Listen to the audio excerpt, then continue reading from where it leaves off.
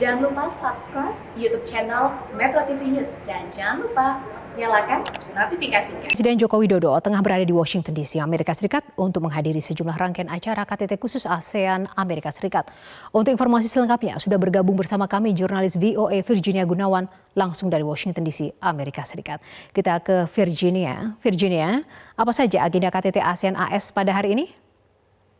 Ya, Yohana dan pemirsa Metro TV, hari ini para pemimpin ASEAN yang hadir dalam KTT ASEAN AS sebanyak 8 orang ini akan mengikuti beberapa agenda, termasuk salah satunya hadir dalam lunch meeting atau pertemuan makan siang bersama dengan Ketua DPR Amerika Serikat Nancy Pelosi di gedung Kongres di belakang saya ini. Nah, mereka di sini akan membicarakan beberapa isu, termasuk terutama isu perdagangan yang bisa mungkin beberapa yang bisa dijajaki dengan Amerika Serikat. Selain daripada itu, nanti setelah pertemuan dengan Kongres atau Wakil Rakyat Amerika Serikat ini, para pemimpin ASEAN juga akan beralih ke tempat lain di mana mereka akan melakukan pertemuan dengan sejumlah pemimpin perusahaan Amerika Serikat, di mana mereka di sana akan juga bertemu dengan Menteri Perdagangan Amerika Serikat. Lalu pada akhir hari ini, pukul 5.30 nanti mereka akan beralih ke Gedung Putih di mana nanti mereka akan bertemu dengan Presiden AS Joe Biden dan melakukan makan malam bersama kenegaraan dengan Joe Biden dan juga para pemimpin negara-negara ASEAN yang hadir dalam KTT ASEAN AS kali ini. Yohana. Nah, untuk delegasi Indonesia sendiri, apa saja agendanya? Ya, Presiden Joko Widodo tentunya akan hadir dalam semua agenda yang sudah diagendakan dalam KTT kali ini, mulai dari makan siang, pertemuan bisnis, dan juga pertemuan makan malam nanti dengan Presiden Joe Biden.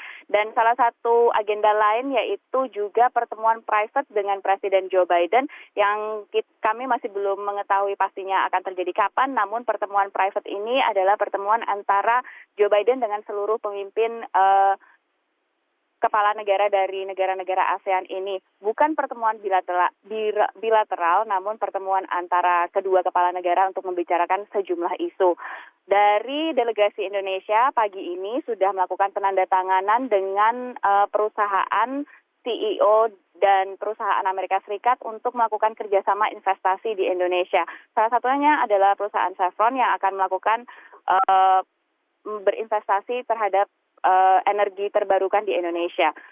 Dan selain daripada itu, besok akan ada sejumlah agenda lain yang akan diikuti oleh delegasi Indonesia, termasuk ke Departemen Luar Negeri Amerika Serikat dan juga bertemu dengan Wakil Presiden Amerika Serikat. Yohana.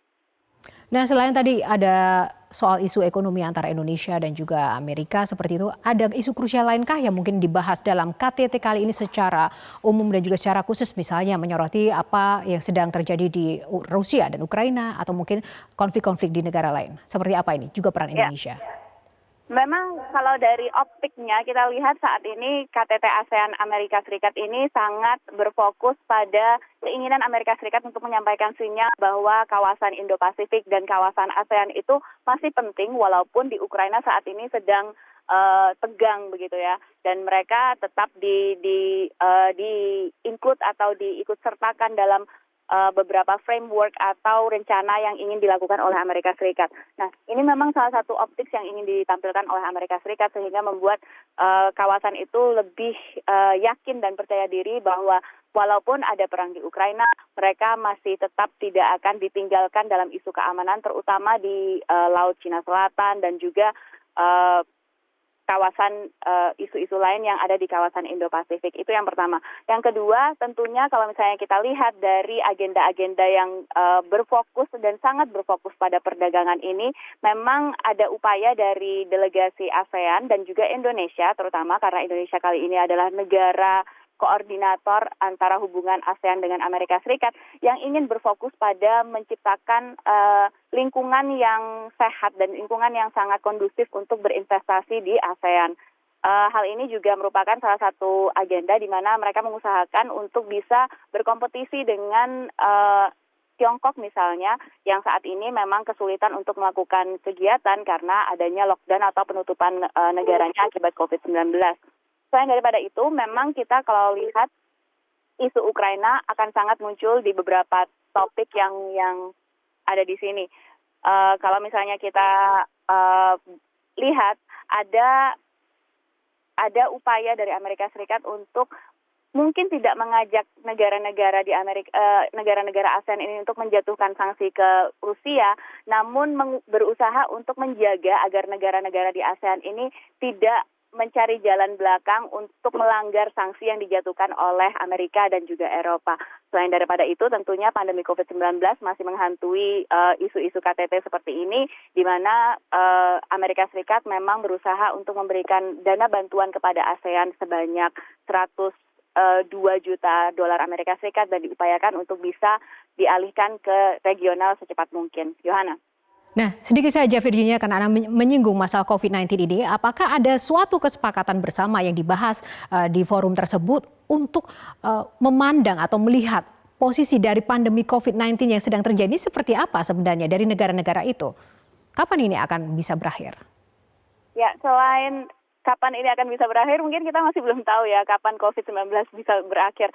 Tapi selain daripada KTT ASEAN AS ini juga akan diadakan COVID Summit yang kedua yang diinisiasi oleh Amerika Serikat, di mana tujuannya ini adalah untuk membangun ketahanan layanan kesehatan global agar negara-negara yang menjadi sekutu Amerika Serikat ini bisa membentuk ketahanan layanan kesehatan yang bisa menghadapi pandemi selanjutnya.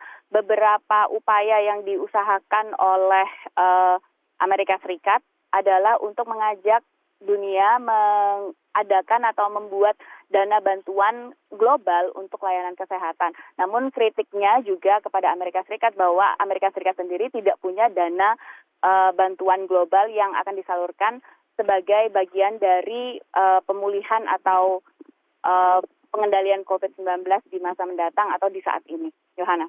Nah, ini kan sedang merebak nih isu hepatitis akut yang juga melanda beberapa negara di ASEAN. Apakah juga sempat muncul isu ini dibicarakan oleh para pemimpin negara di sana? Untuk isu kesehatan yang lain, sepertinya belum ada agenda yang direncanakan untuk masuk ke dalam pembicaraan COVID Summit yang akan diadakan pada esok hari. Namun tentunya yang ditekankan adalah isu layanan kesehatan dan bagaimana menjaga ketahanan layanan kesehatan ini supaya tidak kolaps seandainya ada pandemi lanjutan atau ada penyakit-penyakit lainnya yang kita tidak bisa prediksi begitu, dan kira-kira bagaimana caranya agar layanan kesehatan yang ada di dunia itu tidak kaget seperti yang terjadi pada pandemi COVID-19 kemarin. Yohana.